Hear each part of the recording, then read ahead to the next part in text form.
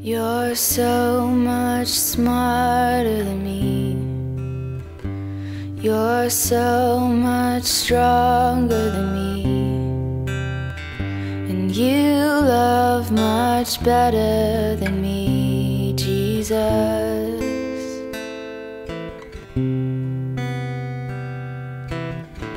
And my eyes could never behold a lamb so perfect, a lion so bold. My name is Nate Jackson, and I'm a follower of Christ who has completely tipped the scales for me in my life. Growing up, I grew up in a wonderful home, family that taught me things and showed me the love of Christ.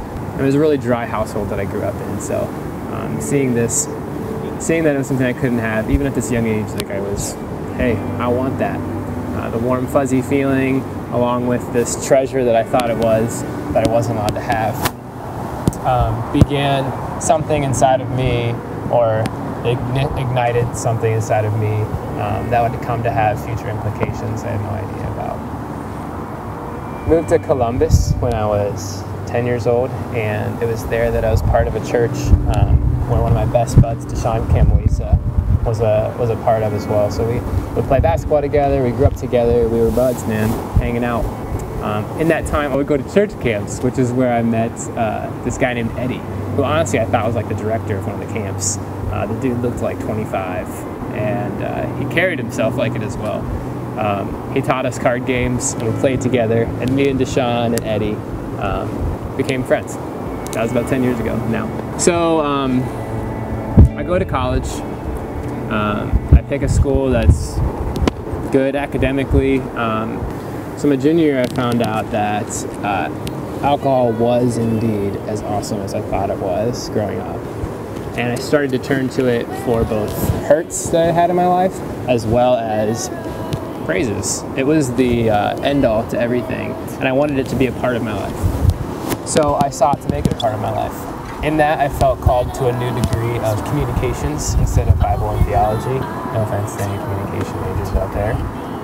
And I started to have this lifestyle on the side as well as study. That lasted for like a week.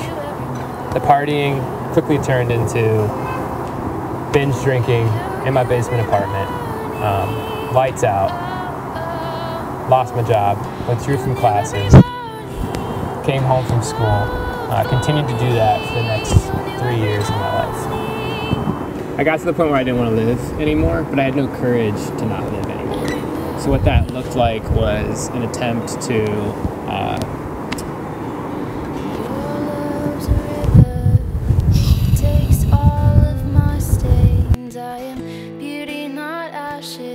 once dead, now alive again.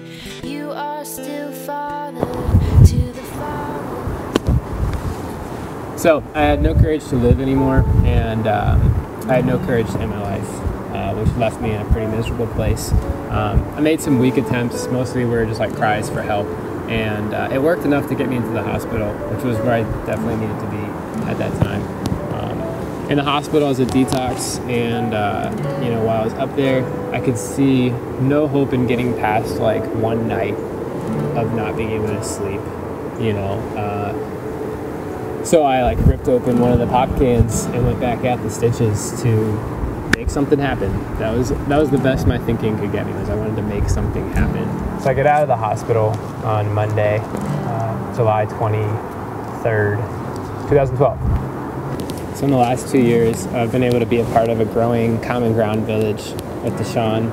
I've been able to see my own life change in ways I never thought were possible. I began working at the rehab that I went to, both as a supervisor and on the pastoral staff, doing chapel once a week, which was super cool. It had to be shown to me that at my lowest, when I had done everything I could, both I had lived everything I could to try to reach God, and then I had done everything I could to avoid Him, that God would still meet me. There was no 50-50, there was no handshake, but it was merely accepting like a pat on the back, which is what I just Like, it was so difficult for my pride to accept that I had no part in this. Like, I had no initiation in this. Like, my part was merely like only rational response to like what God was already doing. Anything else is delusional. Like, when you realize what God's grace is and you realize what he's done for us with his son on the cross, there's no other response than to just like fall down and follow and want to be a part of where he's working.